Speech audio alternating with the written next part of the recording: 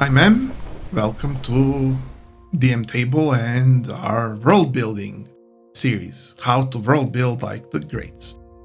Today, time for S.T.A.L.K.E.R. How to world build like the S.T.A.L.K.E.R series. Mostly how to achieve that great exploration of modern, not so urban, but not so countryside, abandoned, sort of post-apocalyptic, but not really, terrain in a modern day setting with modern everything, but having all the mystical and supernatural details that give great reasons to just go around and have fun in the field with your AK and shoot at creatures and pick up items and have fun with anomalies.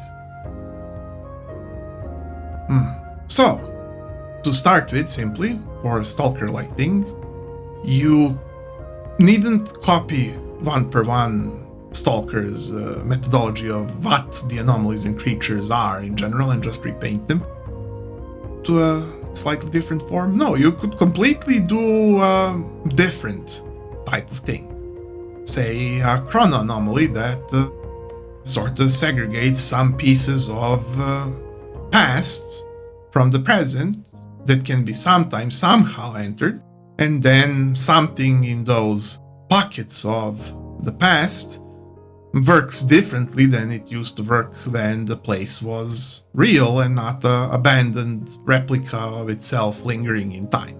Just for an example. You could do millions of things as long as you have a why to how do you get a zone. And the zone should be trippy. It should have those crazy psychic storms and so on and so forth. You should have the feeling of being in a biome of different world rules and laws. I honestly think that S.T.A.L.K.E.R, if it wasn't a video game, it could do more with this, but it does well for a start, and you might be able to do more for what you're doing, especially if you're a tabletop. You can do whatever you want. So first, you need a reason for the environment, some sort of good, interesting, intriguing backstory of why your world has these shattered bits that you can visit. Then you also need flavor and thematics for the thing, and you might want to think of that first so that you know you're having something good, and then you can retroactively go back and check how something like that would logically, or well, fantastically but logically happen in a world of your choosing. And the world can be as modern or as urban or not as you like. Because all kinds of near modern retro can also be done rather well in this with near no adjustments, or near future if you want, which has been popular in sort of Eastern games of various more recent online variety, if I can tell, right? Because I haven't really tried them mostly. But how about alternative retro future S.T.A.L.K.E.R-esque setting? Almost nobody does that, and you don't have to go as far retro as Fallout, because that's a good idea, but that if you want something more recent or retro, you can do that. It doesn't have to be the exact thing that others did, as long as you have what you wanted to do more. If you feel that whatever decades you would like to revisit for flavor and style and spirit, then you can use for your own fun and the fun of your players. Or it can be whatever other setting that you want. If you're going a bit more off the beaten path and you want your completely medieval fantasy S.T.A.L.K.E.R thing, or something completely else, like combining Final Fantasy and S.T.A.L.K.E.R, that could be interesting. Yeah, that could be interesting, weird thing. whichever it is you pick, now you can work back to what caused it and how you get it. And there you can have fun mechanics. For example, did science cause it?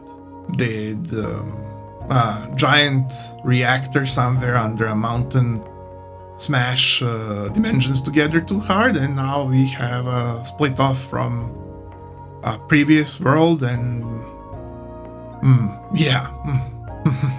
So pick something that will be interesting to play with, to play around with, to have as a reason for your story, for your bosses, for your mastermind scientist, for your interesting people from this or that faction, for mechanics about the psychic powers that your players might be able to wield, or artifacts they may be able to find, technologies that they may be able to use. This is where the root of those things will be found and elaborated upon. Once you have, then you can see what kind of sub-environments are great for hunting in, and what do you want to hunt, and with what do you want to hunt the stuff with. Modern weaponry is one choice. Some reason for completely classic weaponry, even in modern day, could be another choice. If somebody wanted to push swords into the modern day, this is one reason why you could, if you want to. If you don't, you can do something else. Maybe weapons are completely useless and you need to use your psychic powers, your psionic abilities. You need to rely on those, and you can have different flavors of players. You can have anything from mercenaries, bandits, lost children, kidnapped civilians, military personnel, urban explorers, even wacky YouTubers that want to record it. Anything that you are craving for, no matter how cringe it might be to others, as long as to your group it's good, and not just good, but great, and you really feel like it, then you can do it. Or shoot for really some deeply wondrous classic of the new age that nobody has come up with yet. It's all up to you, and you can do it as long as you just poke about until it falls right onto your head. And these sort of categories of players, of player character backgrounds, shall we say, are gonna define a lot of the flavor of how the players get into the zone and how do they interact with the zone and what is the flavor of being in the zone. It's different when you have those abandoned urban anime environment pictures that people use frequently for wallpapers as a zone, where the players are somehow people who have just walked into it and disappeared, or something like that. I don't know really backstory of those wallpapers, but it kind of seems almost like that. That will be different type of deal when you're trying to just scrounge up some cans of food and you're using mostly a children's baseball bat and your psychic powers to fend off the creatures. Then if you're some sort of team of special ops people that have been sent, sort of akin to Stargate, the original movie, in there to do whatever it is that they need to do with all their equipment and backpacks and cameras and probes and drones and guns and so on, or scientists or whoever. So it's gonna differ. Maybe it has been apocalyptic and now your convoy of sort of caravan that needs to move to get to a different actual livable civilization environment. So you have your trucks and you have your civilians and you have your guards and you have your sort of scientists of your group that are sort of kind of just chosen for their capability. They're not necessarily officially trained or anything, but they are the sages and the gurus of your group. And you have your guns that are kind of old and some are malfunctioning and you're looking forward to getting some new ones, and you have those big snow tires on your big retrofuturistic looking trucks, and you're driving until an obstacle, then you need to clear an obstacle for the caravan to move forward, and so on and so forth. I'm mostly in my mind going through wallpapers that I've seen on the internet that just give me good campaign vibes for this sort of thing. And this is how you get your unique but wonderful Stalker-like world that you can then build up further from this. As for creatures and the anomalies, a lot of Stalker world building is about creating the anomalies, the creatures, and the kind of general special rules, situations, etc. that cover the zone. For those, you want something that sort of digs a bit at your mind. Say those snorkers, or however they were called, as soon as you see them, you think to yourself, well, they have been human somehow before, even wore gas masks, but now they're monsters. How come? Why? And that's a really simple example. Then you have that huge antenna array that has all kinds of rumors about it, even in our world. And then you're like, well, that thing has been doing psychic things to people and equipment even before, perhaps. Now what does it do once it has been blown into by the winds of the zone? You want stuff that will get at the mind and the attention of you and your players, so that it becomes a good reason to feel both interested and uneasy, both invested and slightly creeped out, if not more. That's both for the creatures and kind of also for the anomalies. Except anomalies are supposed to be more picturesque, mystical, untamed, wild, because they give more a feeling of unexplored wilderness to what has been previously a human environment that really isn't a jungle that it now has become. So they are almost manifestations of the elemental nature in a weird, psychic way. That's how you should look at the anomalies. So when you figure out ideas that are looking decent, you can sort of vibe check them, comparing to this idea that I'm bringing forth, that they are telling you a story about untamed environment and weird physics. And they are also good to give you that sort of feeling of, oh, it makes sense. It's just extension of physics that we know in a new way, and its story about them is fun and makes sense. If something is magnetism, then what does magnetism do on average? What are the implications? What will it do to metal objects, to radios, to people, to other stuff? Much more so than, again, you have more freedom than people used to have in building games back in the day. Now you have more freedom whether you're making a game, and even more freedom if you're making a tabletop campaign.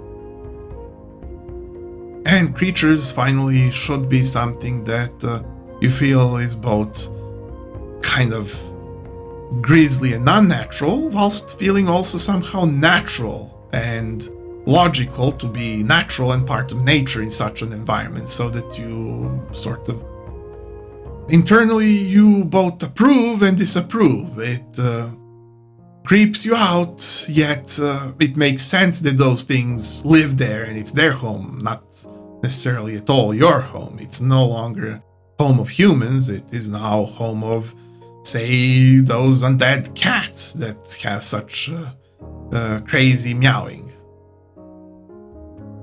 That sort of thing just feels not right, and yet it feels completely right and logical. Essentially is when you're hearing cats being crazy at night outside of your building. So, those type of things just sort of lifted up to even more supernaturally creepy level, but given the feeling of, yes, this is their home, their rules, their nature you're visiting, and you might have a reason why you're hunting, but yes, it should feel almost a bit ecological there.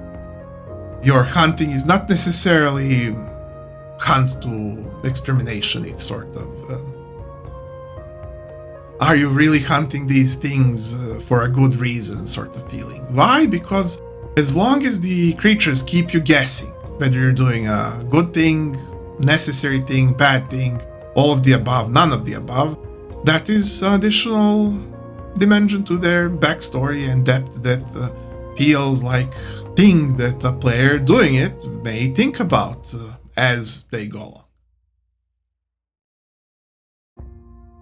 As long as the player keeps thinking about things in the world, that world then grows in their head because they sort of invent new ideas and dimensions of why, how, where, even if you aren't doing it.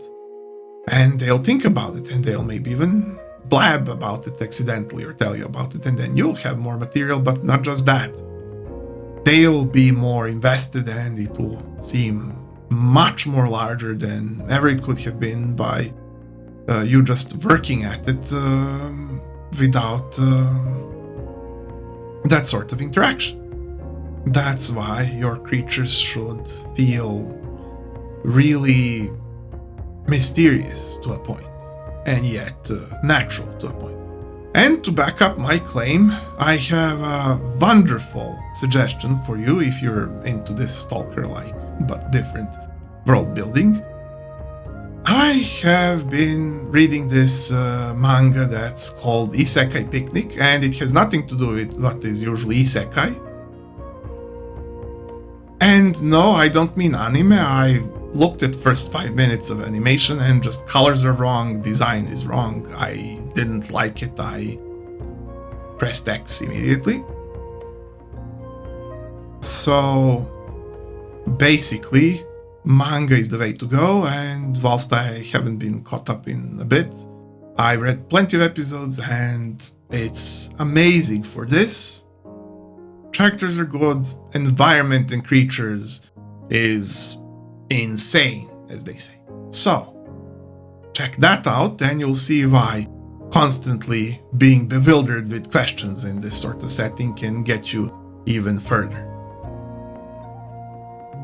Well, and finally, as for the powers and items and artifacts, as long as it feels sort of cool, reasonable, usable, fun, like it tells story about how the player is evolving by itself, but it's so subtle that the player doesn't know it until half of the game.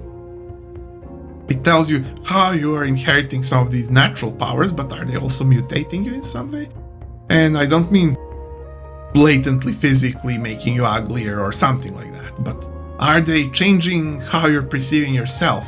Are you now so much of a supernatural hunter that going back into human civilization makes you stick out like some sort of anomaly yourself because you're now so detached from usual needs because you have powers and artifacts for that? Does that make you that different? What about your psychology after you have witnessed all kinds of absolutely messed up stuff? Again, I recommend the manga Isekai Picnic for looking into this. After you have witnessed all of that, how rational are you anymore? What are you even? Sure, you're maybe still completely a human, but you can't say that you're a normal human anymore, even if you started as a completely mundane feeling character to begin with at the first place. But no need to aim for average Joe mundane, as long as your characters are sort of feeling at the start cool, but not suspiciously designed for this, and then end up just growing in the hands of your players into this, or in your hands if you're writing something. And then they become all that they are.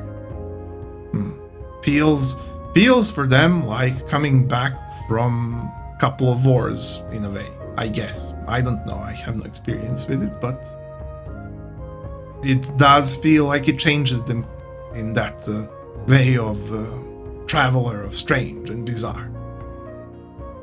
Well, that covers all of those categories. That's how your world built for a Stalker-like setting, and there you have it. Good luck with your work.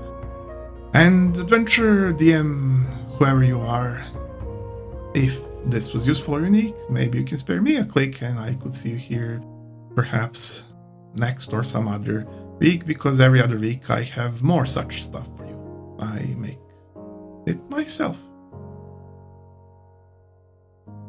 I'm M, and see you next time.